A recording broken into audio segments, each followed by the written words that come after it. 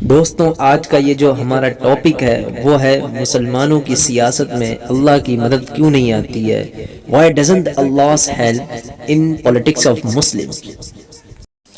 دیکھتے ہی دیکھتے وہ دن بھی آ گیا جس کا سارے ملک کو بڑی شدت سے انتظار تھا۔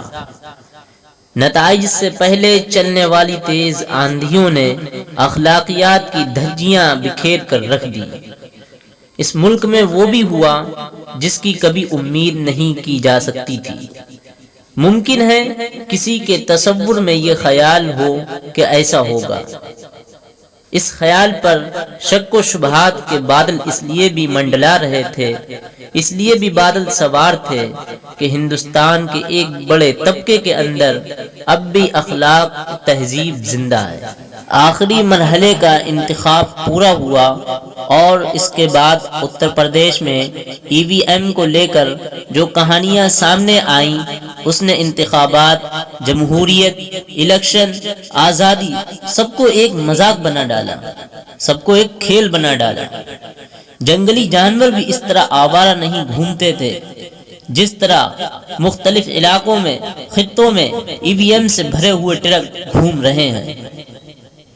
کوئی یہ بتا سکتا ہے کہ آزادی کے 75 سالوں کے بعد چوری چھپے یہ ٹرک مختلف علاقوں میں کیا کر رہے تھے؟ اس پر تبصرہ کرنا کوئی معنی نہیں رکھتا، مگر اس بات سے انکار ناممکن ہے کہ ہندوستان غلط سمت کی طرف جا رہا ہے، ہندوستان غلط ڈائریکشن کی طرف جا رہا ہے۔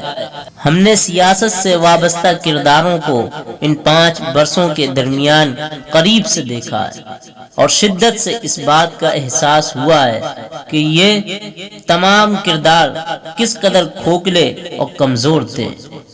71 برسوں کے اندر مسلمانوں کے اندر خوف کی پرورش کی گئی۔ ذرا سوچئے اس کا اصل ذمہ دار کون ہے؟ یہ پرورش کچھ اس انداز میں ہوئی کہ خوف و دہشت کے دائرے سے مسلمان کبھی باہر نہ نکل سکا۔ میں آپ کو ایک چھوٹا سا واقعہ حضرت زکریہ علیہ السلام کی شہادت کا یاد دلاتا ہوں کہ حضرت زکریہ علیہ السلام ایک جنگل کی سمت چلے، فوج ان کے پیچھے تھی۔ جب فاصلہ چند قدموں کا رہ گیا تھا فوج سے، تو انہوں نے ایک پیڑ سے التجا کی، ایک پیڑ سے دعا کی کہ تو مجھے اپنے اندر سما دے۔ درخت تو حکم خداوندی سے پھٹ گیا اور آپ اس میں سما گئے، لیکن زکریہ علیہ السلام کی ڈریس کا ایک ٹکڑا پیڑ کے باہر رہ گیا تھا، اور فوج حیران کہ آپ گئے تو کہاں گئے۔ فوج نے ادھر ادھر دیکھا تو آپ کہیں نہیں دکھائی دیے، تو ایک شیطان نے بتایا کہ آپ درخت کے اندر ہیں۔ دشمنوں نے پیڑ پر آرا چلانا شروع کر دیا، تو زکریہ علیہ السلام نے ایک سسکی بھری اور خداوند سے دعا کی کہ ہمیں تکلیف ہو رہی ہے، مجھے دقت ہو رہی ہے۔ غیب سے ایک آواز آئی، زکریا تم نے پناہ مانگی تو غیروں سے مانگی، تم نے مدد مانگی تو غیروں سے مانگی، اگر اف بھی کیا تو یاد رکھو پیغمبری سے خارج کر دیے جاؤ گے۔ کیا تم ہم سے پناہ مانگتے؟ کیا تم ہم سے مدد مانگتے تو کیا ہم تمہاری مدد نہیں کرتے؟ اسی طرح 71 برسوں میں مسلمانوں نے پناہ مانگی کانگریس سے، مسلمانوں نے پناہ مانگی نام و نہاد سیکولر پارٹیوں سے، مسلمانوں نے خود پر بھروسہ چھوڑ دیا، اور رزلٹ یہ نکلا کہ ملک کے مسلمان دن پہ دن کمزور ہوتے چلے گئے۔ جن غیروں سے پناہ مانگی وہاں پر مسلمانوں کو استعمال کرنے اور مسلمانوں کا استحصال کرنے اور مسلمانوں کو ریگ مال کی طرح لگڑنے کے سوا کوئی ہمدردی نہیں تھی، کوئی حمایت نہیں تھی ان کے پاس۔ دیکھو دنیا اس بات پر ہنسے گی کہ ایک 3 کروڑ سے بھی زیادہ کی مسلم آبادی سیاسی پارٹیوں کے رحم و کرم پر زندہ تھی۔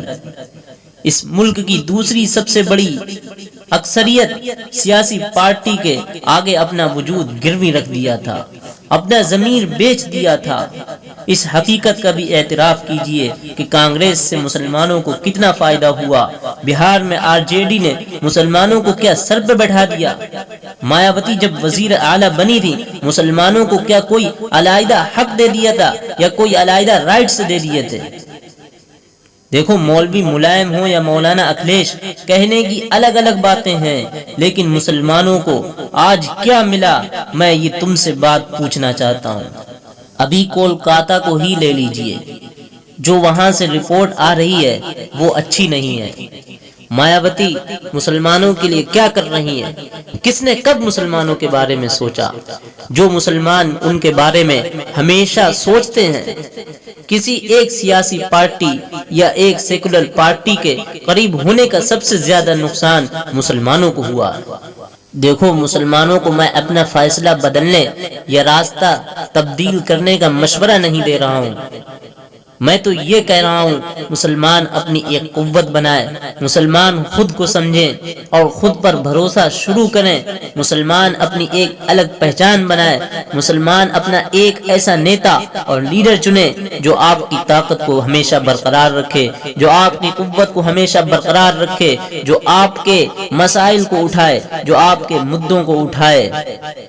دیکھو، ابھی اتر پردیش میں چناؤ ہوئے، یادووں کا ٹوٹل بینک 17% ہے اور مسلمانوں کا 20% ہے، پھر بھی 17% ہو کر وہ اپنی سرکار بنا لیتے ہیں اور ہم لوگ مکھیاں مارتے ہیں، جوتے صاف کرتے ہیں، ایک دوسرے کے پیسوں پہ بک جاتے ہیں۔